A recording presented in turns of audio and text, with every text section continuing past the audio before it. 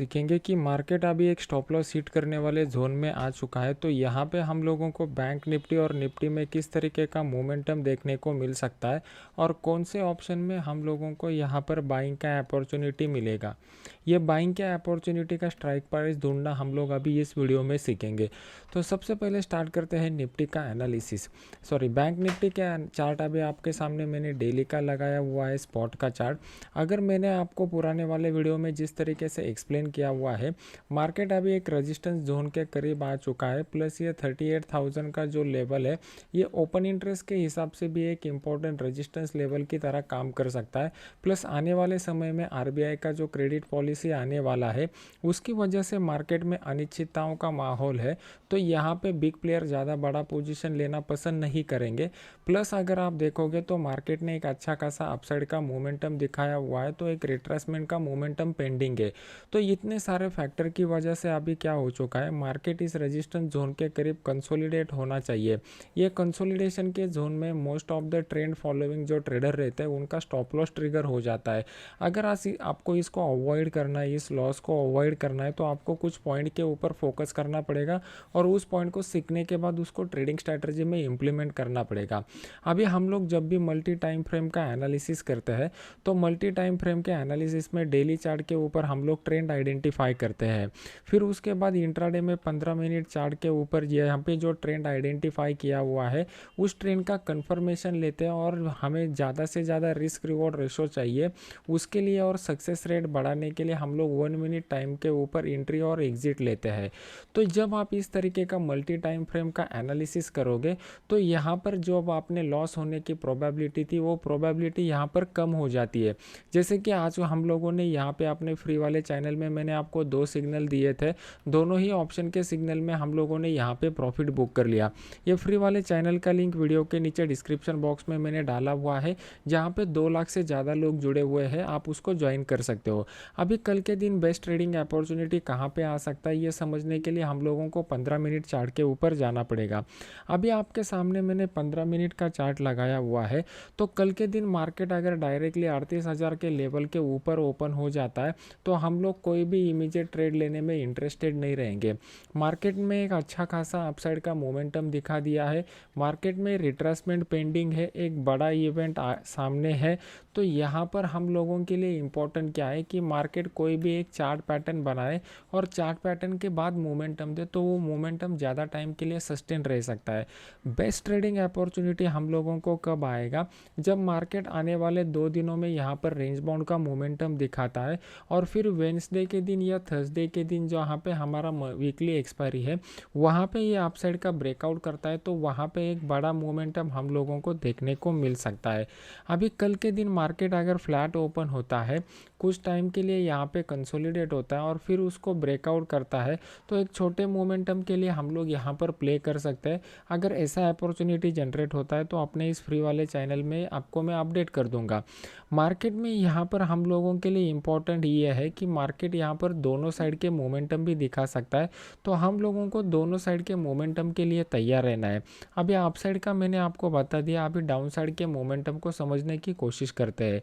यहाँ पर अगर आप देखोगे तो इस ट्रेंड लाइन को मार्केट ने मल्टीपल बार टेस्ट किया हुआ है। तो इस जोन में अगर मार्केट कहीं पे ओपन हो जाता है और ये ऊपर वाले 38,000 के लेवल को ब्रेक किए बिना मार्केट अगर इस ट्रेंड लाइन को डाउन साइड की तरफ ब्रेक करता है, तो उस केस में हम लोग 38,000 का जो पुट है वो 38,000 के पुट को यहाँ पर बाय कर सकते हैं। नीचे की साइड में हम लोगों को 150 से लेकर 200 पॉइंट का टारगेट आराम से मिल सकता है। यहाँ पर अगर आप देखोगे तो आज के दिन मार्केट ने एक मोमेंटम दिखाया, फिर उसके बाद ऑलमोस्ट 1-1.5 घंटे के लिए मार्केट ने कंसोलिडेट किया और फिर उसके बाद ब्रेकआउट के बाद एक मोमेंटम तो आया, लेकिन इस मोमेंटम में बड़ा कॉल की साइड में प्रीमियम नहीं बढ़ा। जब इस तरीके का सिचुएशन डेवलप होता है तो समझ लेना कि मार्केट में ओपन इंटरेस्ट का डेटा कम है। ओपन इंटरेस्ट का डेटा मतलब मार्केट के जो पार्टिसिपेंट है वो पार्टिसिपेंट का एक्टिविटी यहाँ पे कम हो रहा है। ये मार्केट में मार्केट पार्टिसिपेंट का एक्टिविटी कब होता है, जब एक सामने बड़ा इवेंट रहता है और उसका प्रोबेबिलिस्टिक डिसीजन हम लोग नहीं निकाल पाते, तो वो टाइम पे इस तरीके का सिनेरियो डेवलप होता है। तो ओपन इंटरेस्ट के डेटा में उसको आइडेंटिफाई करना सीखिए। जब ओपन इंटरेस्ट के डेटा में आप उसको आइडेंटिफाई करना सीखोगे तो ऑटोमेटिकली आप लॉस के ट्रेड को अवॉइड कर सकते हो, और हाई प्रोबेबिलिस्टिक और हाई रिस्क रिवॉर्ड वाले ट्रेड के ऊपर ही हम लोग ट्रेड लेने की कोशिश करेंगे। अभी देख लेते हैं कि निफ्टी में किस तरीके का सिनेरियो बन रहा है और निफ्टी में हमें कौन से लेवल के ऊपर ट्रेड लेना बेटर रहेगा। यहाँ पर अगर आप देखोगे तो निफ्टी ने ऑलरेडी इस 2 बार इस रेजिस्टेंस लेवल को टच किया हुआ था, और इसी रेजिस्टेंस लेवल से मार्केट में एक बड़ा डाउनफॉल हम लोगों को देखने को मिल चुका है। अभी दोबारा मार्केट उस लेवल के करीब आ चुका है। मार्केट ने बहुत ही बढ़िया अपसाइड का मोमेंटम यहाँ पे दिखा दिया है। तो ये भी हमें इंडिकेट करता है कि इस रेजिस्टेंस लेवल के करीब जो 17,400 का एक इम्पॉर्टेंट साइकोलॉजिकल लेवल भी निकल के आ रहा है।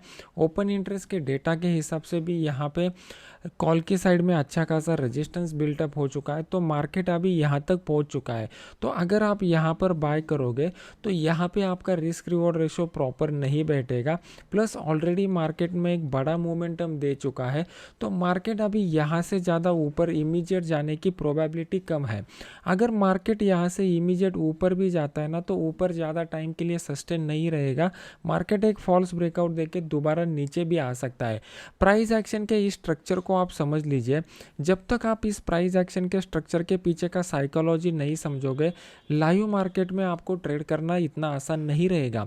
जब आप इस मास साइकोलॉजी को समझोगे तो ऑटोमेटिकली आप अपने ट्रेडिंग स्ट्रैटेजी को डिसाइड कर पाओगे, और अगर आपके पास कोई रेडीमेड ट्रेडिंग स्ट्रैटेजी है तो उस रेडीमेड ट्रेडिंग स्ट्रैटेजी को आप लाइव मार्केट में फॉलो कर पाओगे। और आपका सबसे बड़ा दुश्मन जो रहता है, आपको जो लॉस का डर लगता है, ये लॉस के डर को आप हमेशा के लिए permanently absolutely and completely dissolve and disappear कर पाओगे। तो ये साइकोलॉजी थोड़ा समझने की कोशिश कीजिए।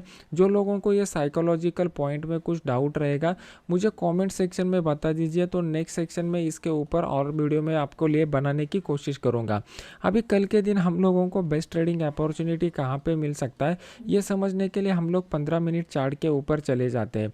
यहाँ पर अगर आप देखोगे तो मार्केट क्या हो रहा है, पिछले कुछ दिनों से गैप अप ओपन हो रहा है, और गैप अप ओपन होने के बाद फिर हम लोगों के लिए एक स्लो मोमेंटम डे दिखाई देता है, जिसमें स्पॉट में तो हम लोगों को दिखाई देता है कि मार्केट ऊपर जा रहा है, लेकिन हम लोग अगर ऑप्शन में देखेंगे तो ऑप्शन के प्रीमियम ज़्यादा नहीं बढ़ते।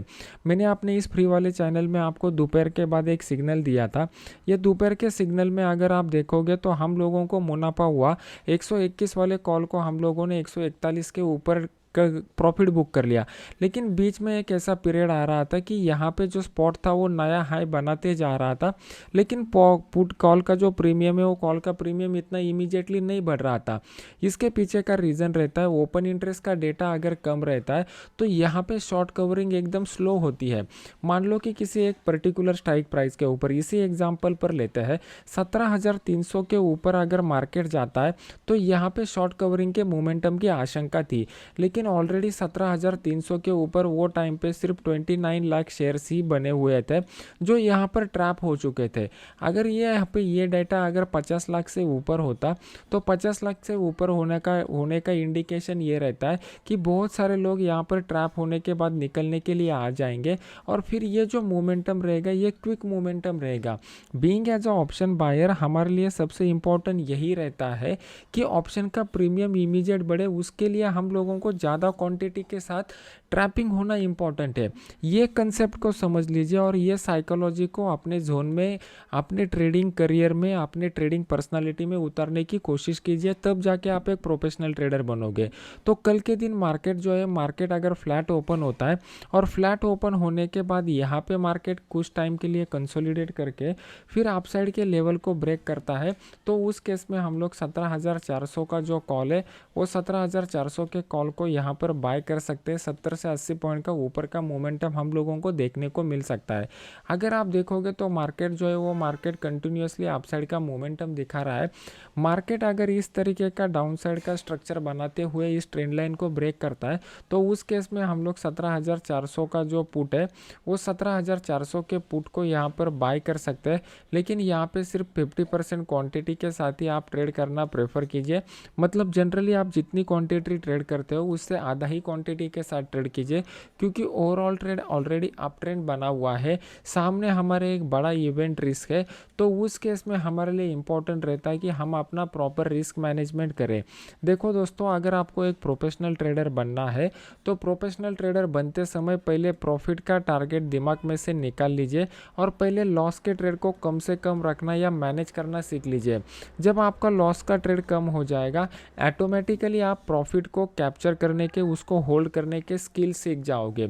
आपको अगर प्रोफेशनल ट्रेडर बनना है तो आपके पास दो स्किल होना ज़रूरी है। पहला होता है टेक्निकल स्किल और दूसरा होता है साइकोलॉजिकल स्किल। तो टेक्निकल स्किल में आपके पास एक ट्रेडिंग स्ट्रैटेजी होना चाहिए, एक मनी मैनेजमेंट, रिस्क मैनेजमेंट का एक कंप्लीट मेथडोलॉजी आपके पास होना चाहिए। और साइकोलॉजिकल स्किल में हम लोगों को जो हमारे मेन इमोशन है फियर के और ग्रीड के, इसको मैनेज करना सीखना आना चाहिए।